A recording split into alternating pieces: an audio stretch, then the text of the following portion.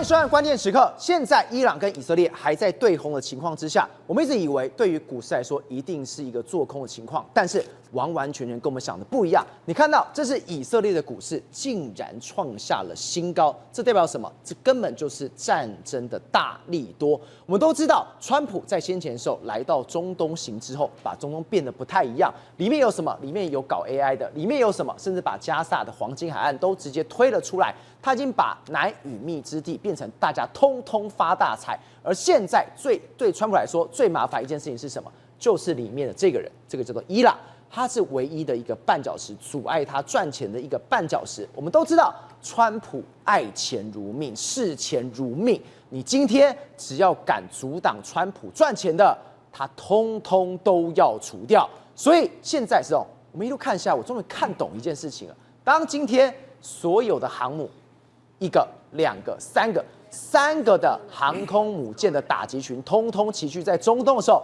我以为他要去打的是伊朗，对，他要去轰伊朗，没错，不管是2天、24小时、2周，都是为伊朗。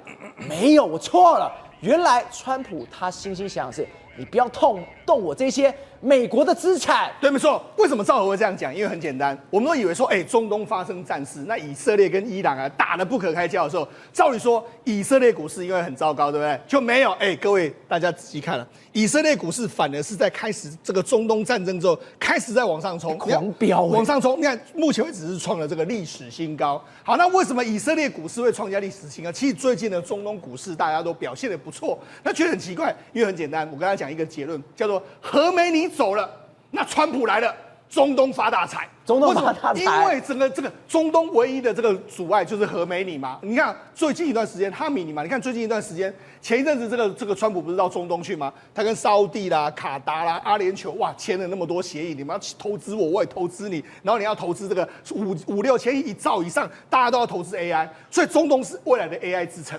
那前一阵子他不是说他要把加萨走廊变成什么？加萨黄金海岸，对不对？那你看这些都是跟谁有关？都跟以色列有关啊。AI，大家不要说 AI， 以色列也在发展 AI， 以色列很多 AI 东西，你知道，全世界这个晶片市场里面，很多以色列公司都是美国公司的子公司啊，那很多晶片都是在以色列设计出来的，很多这个以色列公司事实上就是美国的资产啊。所以简单来说，以色列股市里面很多都是美国资产，所以呢，这一次航母看到这边来啊，或者说这个美国保护以色列刚刚好而已，这个是我在以色列的这个核心地带，而且未来要赚大钱的时候，就要以色列跟中东国家和好嘛。那现在以色列跟中东国家和好，只有一个对象，就要先把伊朗端掉嘛。对，你只要把伊朗端掉之后，你看我都通通处理好了。对嘛？你看伊朗这几年搞什么？你看沙烏地为什么很讨厌伊朗？因为沙烏地他在南边用这个也门反抗军在跟这个沙烏地这边对抗嘛，很多国家里面的什叶派都是他在主控嘛，所以他现在只要把伊朗端掉之后，整个中东一片祥和，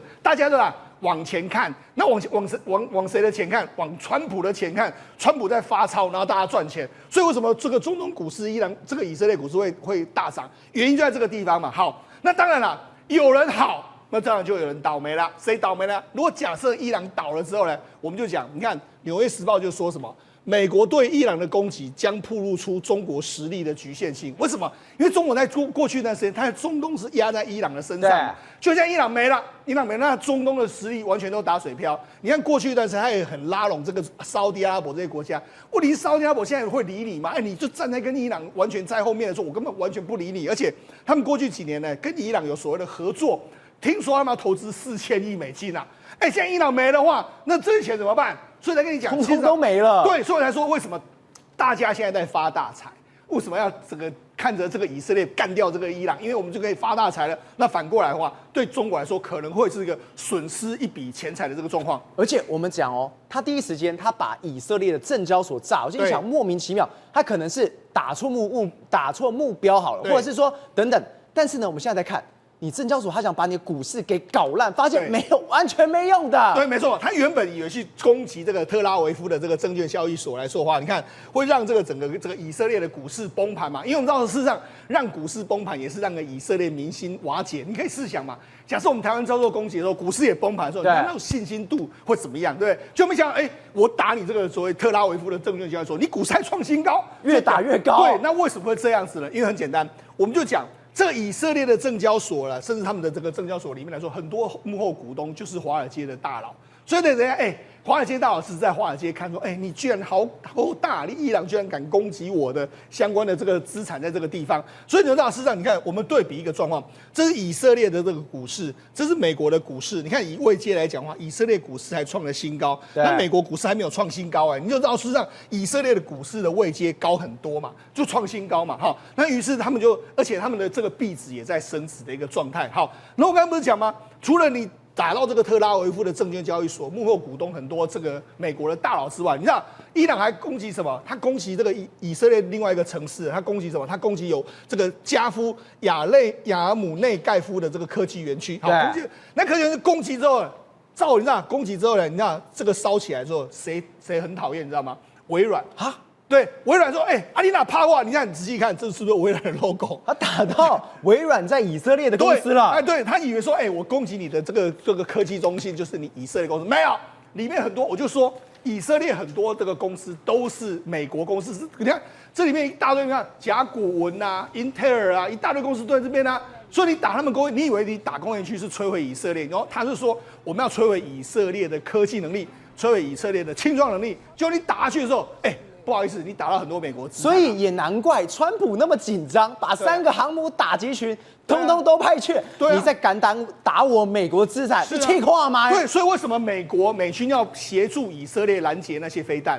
照我说真的啦，搞不好你打的是美国的资产啊，而且很多他们的清创公司，而且里面都是美国的员工。对，而且你清创公司里面来说，很多还是美国投资的。对，所以等于说以色列跟美国的利益是牢牢绑在一起。所以伊朗在袭击以色列的时候呢，美国绝对不会收手，原因就在这个地方。另外一个，我们刚才不是说吗？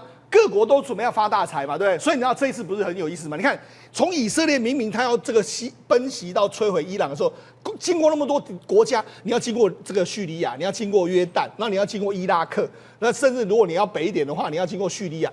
为什么你好像领空都可以完全过去？因为很简单，这些国家都开放领空，你别让他攻击就让他攻击，我根本完全不理你。他们完全让以色列对你要打，让你打到饱，你要怎么打就怎么打。好，那除了打到怎么打之外，他们这些国家还按住以色列。为什么按住以色列？我们知道事实上这次伊朗不是发动了非常多的无人机吗？大概约莫数百台、数千台无人机飞过去吗？对。照你讲，为什么最后到以色列的这个无人机那么的少？你知道为什么那么少吗？因为很简单，因为这些国家还帮你守那真的帮你，你看这是什么？这6月19号，这伊拉克的这个库斯坦地区的武装部队说，我们打落了一架这个伊朗的阿拉什2号的这个自杀无人机。你看，我有没有听错？你说伊拉克对啊，把伊朗的无人机给击落了？对啊，没错啊，他们帮以色列防守。他们说，我们击落这个好，那紧接下来的话，约旦军方说什么？我们在约旦的这个阿兹拉克地区来说的话，击落这个无人机，然后造成这个2个人的损伤。怎么你约旦你也帮这个以色列？约旦也在帮忙守，帮忙炸，帮忙你炸。你看后面就是一个火团出来，那就是无人机坠毁的这个状况。那甚至你看叙利亚也说啊，我们有击落了一架伊朗的无人机啊，在他们北部的这个农村的地方被击落。你看，这都是这个伊朗的无人机他要去攻击以色列，结果在中途就被拦截。你看有约旦、有伊拉克，然后有叙利亚。都帮他防守啊！我吓死了！我原本以为以色列铁穹很强，铁穹，他除了自己铁穹之外，是其他国家也帮你建立的这个防守网。他有这个铁穹嘛，还有美国的这个护卫舰在这个地方嘛，飞弹驱逐舰在这个地方嘛，还有什么？还有很多国家有人穹，用人眼帮你守护，还有雷达帮你守护，就这样。所以等于是金钟罩铁布衫嘛，所以我才讲，实际上我就讲这一次很多中东国家根本就明着谴责以色列，但是他们说都在帮以色列嘛，对，好。那除了这个之外，为什么我们说这个目前这一阶段的空域大部分都是以色列控制？因为现在以色列飞机要飞到这个伊朗，说真的，他一定要空中加油。那你知道现在很多人不要说以色列军方，这以色列军方公布的画面啊，你看在这附近的领空，很多人都会可以看到，有这个空中加油机，他在那边加，帮2架战斗机在那边加。各位，这是他最脆弱的时候。而且这是伊拉克跟叙利亚，对啊，你在人家家里，所以我就说，这表示说所有领空都开放给你嘛，让你用到饱嘛，所以才讲嘛。甚至是中东国家，他们想要干什么？他们也想赚钱啊。川老大就说：“你要赚钱的话，就请你帮以色列。”他们说 ：“OK， 我就帮以色列。”好，然后就讲，目前为止来说，那你要想说，那中东国家不是很多人都反伊朗反以色列吗？没有啊，你看这是什么？这是在这个黎巴嫩啊。黎巴嫩，你看黎巴嫩，因为黎巴嫩他们距离这个以色列，他们可以看到天空有那种流星，对，但以色列的这个所谓铁穹系统在拦截，你看到这种流星这样，然后他们这边还在那边喝酒啊。那边等于是开趴哦，你看这个流星好漂亮，然后咚，然后懂事，他们这么 free， 对啊，因为很开心啊，想未来搞不好我们也可以解放啊，对不对？黎巴嫩，你知道为什么吗？黎巴嫩南部长期有真主党，真主党是谁支持的啊？伊朗，这个伊朗支持，所以黎巴嫩的有些人也蛮讨厌伊朗的哈。那除了这个之外，你看这是约旦。约旦来说，他们民众那边看到这个好像很多远方的这个以色列跟这个伊朗他们在空中交战的这个状况，很多流星，他们就说这是流星雨的这个情形。好，那除了这些之外来说，你看基本上大部分的国家，你看包括沙特阿拉伯，它也开放让你进出啊。而且这个伊朗伊拉克境内对这个伊朗支持的民兵他们想说我要帮忙，要帮忙，没有，他们保持沉默。他们因为他们知道这个帮忙我没有用，帮忙只是我被打而已。所以你看他们这些民众，你看这些民众都是把当成看戏一样。所以你看，说真的，这看起来真的蛮壮观的。他们说哇，这个看起来真的很 OK 的。好，那你看，实际上在伊朗呢，伊朗也是一样。伊朗民众，你看他们也是有时候晚上会聚会，然后聚会的时候在那边 party 也是懂事，然后说为什么？我们要哈米尼下台，哈米尼下台。所以你看，连伊朗内部也是，当以色列飞弹来，他们高喊多么开心！对，因为为什么？因为他们也希望说哈米尼能够倒台，因为神学政权倒台的时候，未来他们搞不好可以获得胜利嘛。那你看，他们开心成这样，手还一直举，然后看着远方，是啊，飞弹炸了自己领土，还这么开心啊！因为他们本来就不喜欢哈米尼嘛。那你看，事实上这是什么？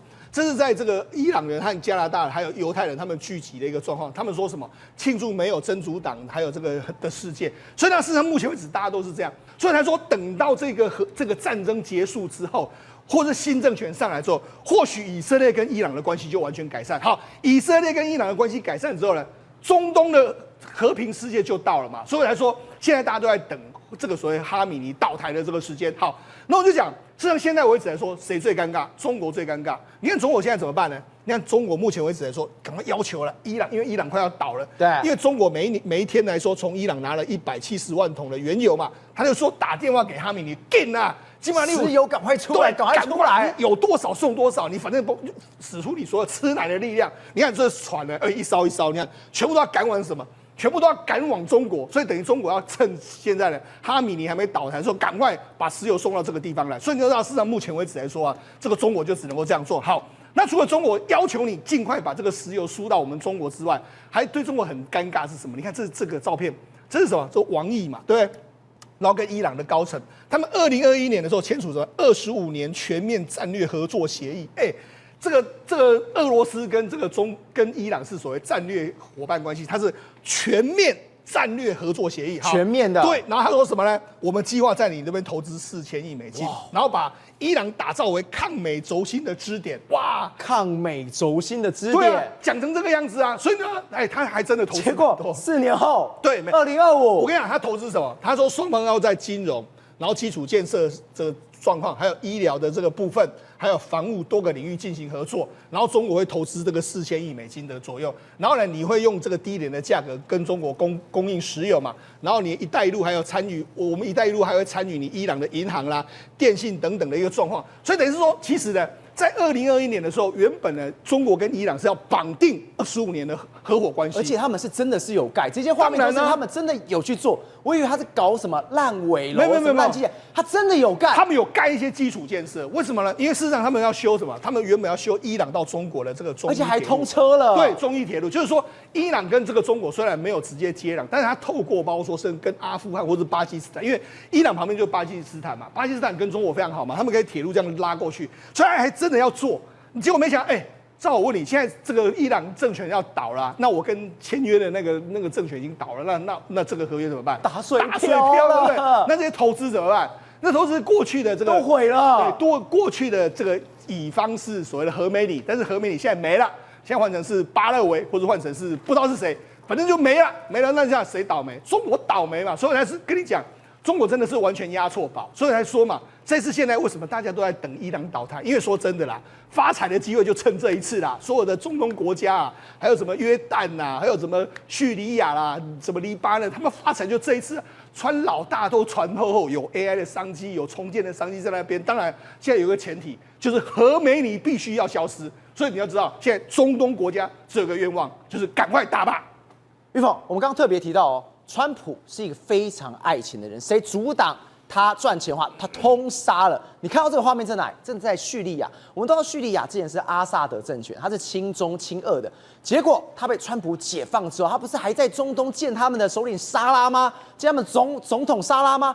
结果你看到这个画面，我吓了一跳，他们竟然在这个大马士革的街头，真的把川普放上去了。这个看板放上去之后，他说：“我真的很感谢你，我们生活变得不一样，真的大家都发大财了。”我们很难想象，叙利亚经过50几年阿萨德政权的蹂躏之后呢，12天直接一系翻篇。一系翻篇之后呢，你知道吗？叙利亚大马士革在首都这边，竟然盖起了这个 Billboard 这一种很大型的 T 坝。T 坝呢，并不是要告诉大家我们现在国家往哪里走，而是放上了美国大统领。叙利亚 feels hope again。哦，叙利亚重新感受到希望，而这希望是谁给他的 ？Trump。竟然是放上川普，你说放夏拉我还可以，过渡总理我还是可以，我还可以先接受。是放川普，你放了川普，然后呢？你看哦，川普那个时候不是 MAGA 吗？MAGA 什么意思 ？Make America Great Again。现在不用，现在是 Make Syria Great Again。你知道也是学他，然后甚至还告诉你 Thank you President Trump。你会觉得说这个地方，我以为是在纽约时报广场，不是，这是在大马士革。而这些人哦。当地的居民看到过去来说的话，西方的面孔其实是比较警戒的，现在没有了。现在这个阿萨德政权倒台之后呢，看到 CNN 的记者每个人都比赞，为什么？他们感觉上要迎向一个全新的叙利亚的未来，生活不一样了。对，而且一夕之间你会觉得说，哦啊，之前50几年到底发生了什么事情？而现在来说的话，还嗨到放烟火，对，每天都在玩，每天都在嗨的感觉。对，那你知道吗？你弄这种 T 坝来把这些川普的脸放在上面，其实这是小 case。如果你要让川普总统真正感受到你的诚意的话，你就要投其所好。你看这个，这是Tiger 集团哦，Tiger 集团很大，50几亿的一个市值，它准备要在叙利亚盖一个 tower， 这个 tower 呢45层楼高啊，而且呢，它用的是什么？川普最喜欢的，你要投其所好，你就因为川普是不动产开发商起身的嘛，对，所以呢，你要帮他盖这种大楼，而这大楼来讲45层楼高，造价高达2亿元。最重要的事情是什么？你下面有 Tiger 他们集团的名字没问题，你上面就要弄什么？用 Trump 的名字，你要盖一个川普大楼，而川普大楼，叙利亚有川普大楼了。对，叙利亚这边准备要盖这个，然后呢，这个45层楼高，最重要的就是你看这个颜色。你要金光闪闪，只要有金光闪闪，川普就会开心，川普就会华裔。你看哦，过去来讲的话，Trump来说，他其实对中东国家有很多的美感，但是呢，只要你投其所好，他就会接见你，然后呢，他会把这个叙利亚的所有制裁全部终止掉，甚至呢，跟这一个夏拉见面的时候呢，还称呼他什么有魅力而且强硬的人，代表什么意思？代表说你们的进贡，我川普大哥大统领我接受了，接受之后呢，我就可以让你盖这些 billboard， 然后呢，我也可以让你们有一个重新的一个希望。可是你知道吗？这招有没有用？这招是真的有用，简单又粗暴。为什么呢？而且他见完面之后没有多久，他称赞有魅力哦，有强硬之后。马上叙利亚就有川普大楼的建造，没错，他投其所好，因为这个是有潜力的。你看哦，沙烏地阿拉伯的吉达已经有川普大楼的一个计划，然后你再看这里哦，你看 Trump Tower， 然后呢这个海湾的这个 resort， 还有这什么 hotel， 还有很多跟川普有关系的，你只要用他的名字，你以为说我用一个名字这边我就很高兴吗？你要用他的名字，你要不要川普集团的一个授权？你没有川普集团的授权，你写的川普，就像我们台北市信义区有个川普大楼啊，对，人家会理你吗？人家不会理你。可是中东这几栋川普 Tower、川普 Hotel、川普大楼，你都要跟川普集团去申请。川普集团他儿子来核发之后，你想想看，光你 Trump。TRUMP 这几个字，我每年要收你几万美金。几百万美金，那这东西就是最实质的。当你有 money 进来之后，这么开心，对，他就会称呼你的郭总统有魅力而且强硬。这个东西来说的话，其实美国进入到中东来说的话，你看看伊拉克之前先跟这个伊朗两伊战争，然后呢后续又跟 IS 来打仗，其实已经打的是断垣残壁了。我们来看一下，2015年，你看这在哪里？这巴格达，巴格达这个地方，你看起来你会觉得说这是有发展过的吗？对，其实它曾经发展过，后来因为战事又变成断垣残壁。但是呢，10年之后，你看现在这里，已经有基础建设了。这跟这个差太多了吧？对，你想想看，战后复苏其实只要有钱。不需要太多的时间，10年足够，你就会看到伊拉克战后复苏的一个惊喜对比，而且更令我们台湾人觉得说，你要去看哦，这个巴格达这边哦，伊拉克有几个重要的首都，重要的一个都市，巴格达是它的首都嘛，首都你看到现在已经有绿色的直批了，对，为什么绿色直批我们要特别去讲？因为如果你经过战争之后啊，你有办法来关注你的草皮吗？你那个住的房子都可能被这个飞弹、被导弹精准打击到密密茂茂。现在它连绿意盎然的公园都把它给规划出来了。所以它现在已经变得如此的繁荣，跟我们10几年前看到完全天差地远的，已经不一样了。甚至呢，它有百货公司，百货公司你晚上来看的时候呢，它也是灯光闪烁。为什么一定要说晚上灯光闪烁？对巴格达来讲是很重要的一件事情。以前是有宵禁的。以前作战时间的话，你怎么可能开灯啊？你是要导引航空那个飞弹过来打你吗？现在不用了。现在有美国老大哥的1000亿资金进来之后啊，你连晚上都可以灯光闪闪，华灯初上。然后呢，巴士拉是一个港口城市，港口城市它的运输啊，还有其他的这些商业设施也都起来了。另外来讲，艾比尔已经有高楼大厦，然后呢，很多人你知道吗？他直接就是谁是你老板？政府对，政府机构就是直接找你来当他们的员工，对，而且你知道吗？他们上班时间是非常非常的短的，多短？因为他只要从上午8点到下午1点解散，下午1点就要下班了。为什么呢？因为我告诉你们，因为以前的石油被禁运，现在只要没有战争，石油就可以运出去。运出去的情况之下，大家要努力工作吗？大家不用太努力工作，因为他们的 GDP 光石油就冲得起来，所以呢，大部分的人就直接受雇给谁？政府机构。政府机构告诉你们，上午8点到下午1点上班就好。所以呢，当美国的资金进来之后啊，这几个大城市巴格达、巴士拉、艾比尔，其实已经是焕然一新了。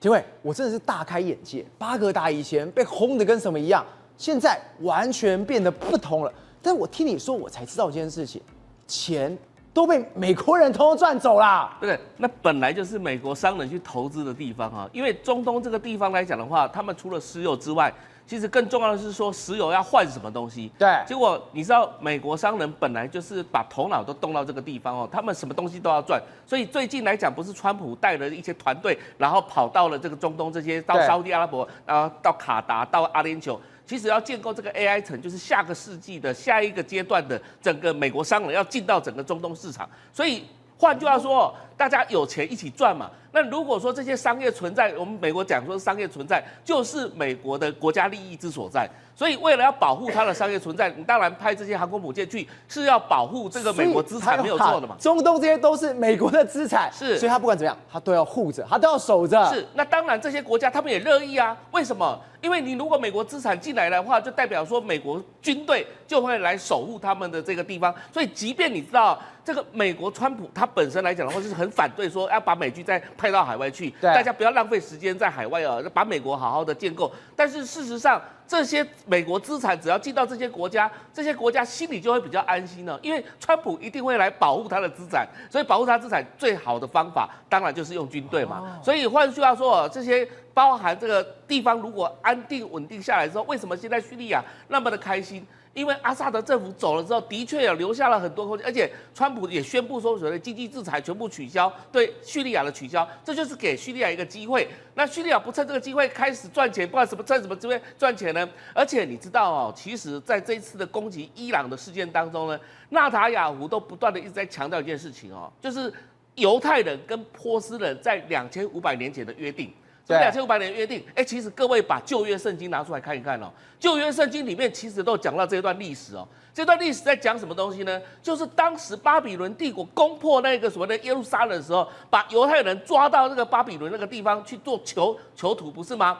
后来呢，旧约圣经里面就预言说，这不会超过70年，这70年哦，上帝一定会派一个人来救你。这个上帝是谁？上帝就派谁？就派居鲁士来救你啦。对居鲁士或居留士啊来救你的时候，他说这个人呢，他会把幼发拉底河的河水把它截断，让巴比伦根本没有饭吃，没有什么作物可以种的时候，结果你知道居鲁士就是采用这一招的，就是把他们的河流的水道啊全部把它截断之后，让巴比伦帝国内部来形成一个空虚。否则来讲，当时巴比伦帝国是多强啊，对所以怎么攻破嘞？哎，原来波斯帝国、波斯军队就进来，就把这个所谓的巴比伦攻破之后，把犹太人整个再送回到耶路撒冷，他们回到原本的家乡。哎，那这2500年前的恩情要报吧？现在来讲的话，波斯人被这个亚塞拜然人。你知道这个神学是政权，不是神学讲，就是这些所谓的哈米尼政权来讲，都是亚塞拜然人啊。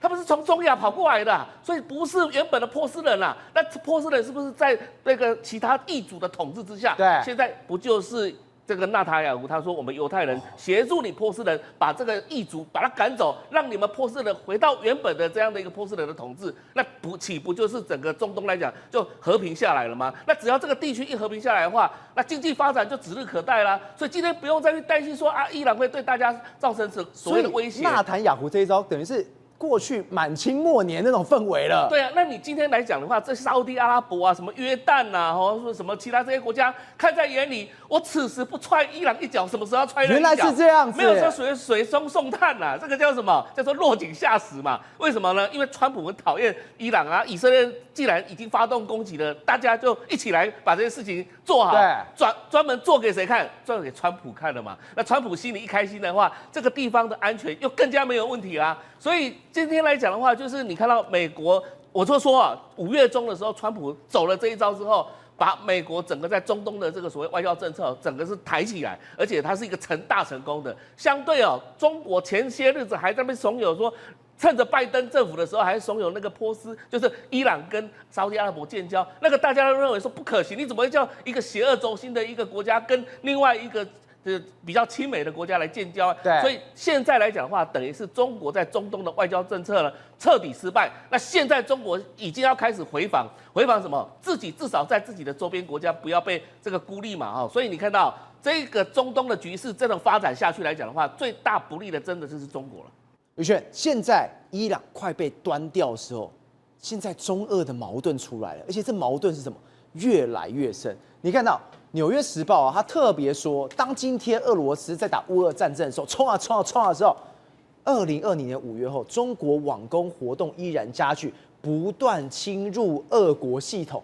不是说兄弟吗？我在前线打的时候，你把我的技术、把我的情报，通通都拿走了。照我跟你讲，这真的是越来越夸张了啊！因为中国呢，对俄罗斯，你如果说呢，本来就算两国是邦交国，互相有间谍是很正常的事情，但中国特别再来一假党假体，下面都被爱夸张自己。比如说，好，他这个呢，在讲到说，从今呢，我们讲到中国，他用一个组织，这个组织你知道是什么吗？就是三勇。我看到我都傻眼了，你知道三阳，叫做三阳的一个组织，结果没想到这个组织是在进行骇客的任务。对，那知道骇客他们想要偷什么吗？俄罗斯啊，核能潜舰的资料，就说这个东西跟什么乌俄战争完全没关系哦，就单纯我知道你做得出核能潜舰，我要去跟你偷，所以呢，开始大量的去入侵它的系统，而且是从什么时候开始？2022年就开始，我们讲，而且越来越严峻。对，换言之，我就趁你说在乌俄战争这个前后的时间点，我就已经进入了，而且不只是干嘛呢？他还想要窃取这些资料来强化对台海战争里面自己的一个优势，而且这些资料呢是被什么？是被我们有一个叫 TIN-T5 所发现说有大量的这些核能潜舰的资料呢，不断的流入到这个三洋，而且这个三洋呢，它明明呢去窃取的是什么？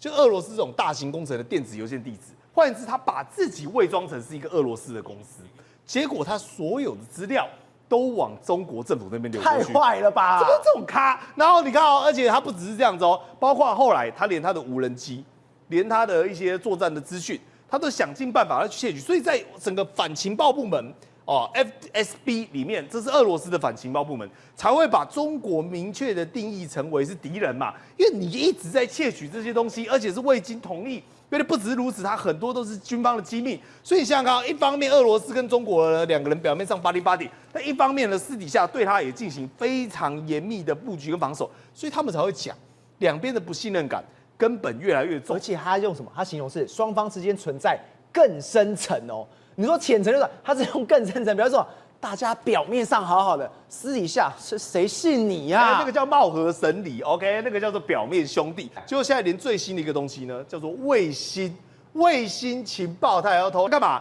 了解你的卫星通讯啊，你的雷达部署啊，你的电子战资讯。来，照我就问了，你讲说你要弄台湾，这还好，你去渗透俄罗斯的卫星干嘛啊？雷达干嘛啊？他的电子战干嘛？你对他有敌意嘛？很显而易见，你是把他当做敌人，就是说我如果哪一天我跟你动手脚的时候，我可以知道你的情报网络部署、卫星战那些等等的，而且还去攻击他的相关的，比如说的漏洞。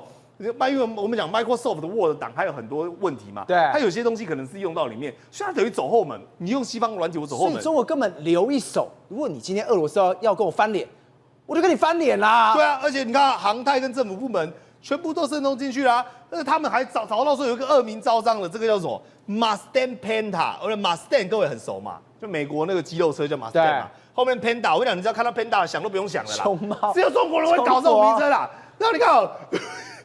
野马熊猫，重点是它这个还是红色的，好像很怕人家不知道跟共产党有关一样，你知道？所以普丁根本不跟他客气的啦。大家都知道6月14号是谁生日？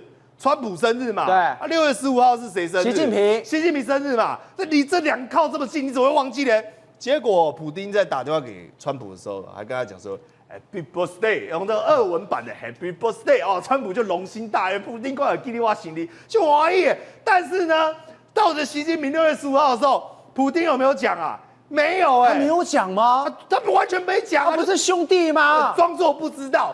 你知道，你是敌人，人家整天说要制裁你，川普每天说我要制裁俄罗斯，我要 sanction， 我要弄死他，乌俄战争如何，我要对俄罗斯怎么样，就 Happy Birthday， 人家还记得。那你普丁每天讲兄弟啦，啊，告你心里就没记啦。对啊，你像聪哥今天6月20号，我们黄世聪生日，我就记得啊 ，Happy Birthday， 我就记得讲啊，我们就真的兄弟啊，对不对？不要那边来这一套啊！就是你看啊，习近平跟俄罗斯啊，在这个通电话的时候啊。这时候你就知道他们这为什么貌合神离了。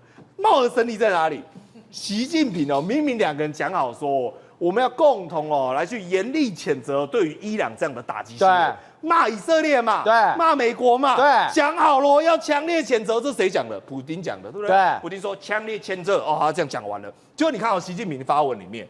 普丁通报了俄罗斯当方对中东局势的看法，表示以色列袭击伊朗设施非常危险，升级冲突不符合任何一方的利益。伊朗问题应该通过对话协商的解决，保障第三国公民的安全。局势快速发展中，密切的沟通联系，局势降温做出积极率，维和区域和平。来，赵，我问你，哪里有强烈谴责？到底哪里有强烈谴责？来，整篇看完。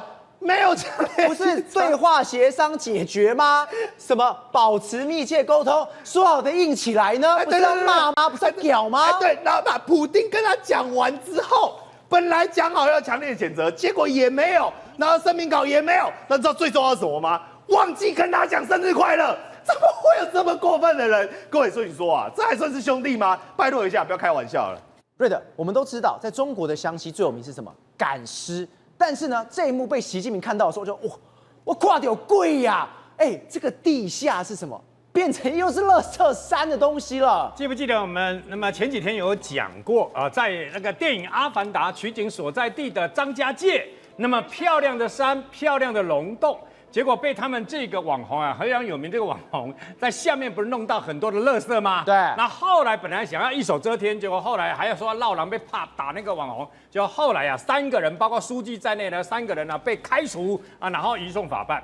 那么本来以为说这个只是张家界的一个单纯的现象，结果没想到，那么在这个这个等于说湖南的永顺县呢，那么这个高坪乡啊，在这个地方又有人主动通报了这个网红，不过他通报这个网红有意思了，他通报说，听说这个溶洞下面呢有国民党撤退时候所埋的大量的黄金，他故意这样讲，当然有黄金，你为什么自己不去啊？对不对？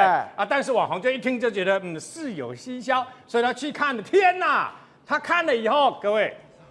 跟张家界的溶洞里面看到的那个垃圾是一模一样的，你知道吗？他为了黄金，他还用这种绳索慢慢下去。没有错，你知道他说在外面就可以闻到那个臭味，但是呢，真正攀下去了以后，我的天哪，那个臭味非常非常的浓，吓死人了。那这个垃圾山有多高呢？它宽30公尺，然后高15公尺，高我们1层楼大概3公尺左右嘛，所以你就知道它有5层楼那么高啊。 5层楼，那到底是丢了多久了？他就在里面哦，他就在里面找，而且发现，这个好像不是这个等于说不是这个最近才丢，也不是，他丢了有一段时间，但是最近还有人在丢，为什么？他找到一个保特瓶，上面有效期限是2025年，那不是今年吗？才丢的，那不是今年吗？所以到现在还有人在丢，而且开始瓶盖，哪有这么扯？真的，一打开来，2025年啊，2025年的，2025年啊。然后呢，他找到这个东西以后，他发现一个怪现象，照理来讲，不是很臭吗？ 里面有人搭蚊帐你知道吗？还有人搭蚊帐，还有人搭相关的被褥啦、蚊帐等等，还有就在这个地方睡着，在那边睡觉，还有人在这边干嘛？是在休息还是睡觉等等啊？所以显然这个行为在这个地方呢，不是单纯的举动，是已经长时间在这个地方。好，重点来啊，因为这个地方呢，它要进来的旁边呢是汽车可以到的地方。 要把把这么多的垃圾丢成一个那么宽30公尺、高15公尺这么大的一个溶洞垃圾山不是普通人可以办到的。那么到底是谁呢？那么他就赶快去问这个当地的这些所谓的书记啦、村县这些书记去问呢。到目前为止还没有得到相关的这个等于说回应了。不过想一想，张家界那个书记一开始否认，后来还找人要打他，最后自己搞得灰头土脸，然后被书记拔掉之外呢，还被移送法办嘛。所以呢，我相信。 这两个溶洞绝对不是唯一的一个例外，一定还有很多的溶洞被拿来当做这个大型的垃圾乱丢。好，中国也不是这样子的，中国我们不是我们黑它，而是因为这些都是中国的这个网红啦，中国的老百姓呢去拍出来的。比如说最有名的最大景观台四川牛背山牛背山号称是这个等于说那么最大的景观平台嘛，然后因为四面环山中间凸起了，所以独特地理位置很漂亮，大家摄影师都拍漂亮的。这个画面牛背山就变成垃圾山了，没错，那个根本就是一个垃圾掩埋场了。如果你不要拍到那个垃圾乱丢那个地方，它事实上看起来还真的很漂亮。 云雾缭绕啦，然后山景独特，但是前提是，如果你眼睛看不到垃圾山，因为呢，那么多的观光客来了以后呢，他们有一个习惯就是顺手乱丢，顺手乱丢了以后呢，那么它的这个的瓶瓶罐罐啊，所有垃圾全部都就地乱丢的结果，我的天哪，牛背山就变成垃圾山了嘛。 这个没有办法的嘛，因为你们就习惯这样的乱丢，不爱惜不爱惜这个等于说相关的景观嘛。除此之外呢，结果连新疆也是，对，新疆也就是变成这样了。当然，新疆有维吾尔迫害民族的问题啦，可是它观光还是你申请过的话，观光团、旅游团还很多嘛。那新疆很大。 所以呢，新疆很大的情况之下呢，那么它的公路这个人家说那么在这个新疆跟蒙古呢，风吹草低见牛羊，然后呢一望无际，天山南路、天山北路很漂亮，沿路本来应该是最美的。牛羊现在不能吃草，只能吃垃圾了。这个遍地看到公路旁边的都是垃圾，为什么呢？因为很简单，因为尤其在公路旁边，因为他就把车窗摇下来以后就往外丢结果呢？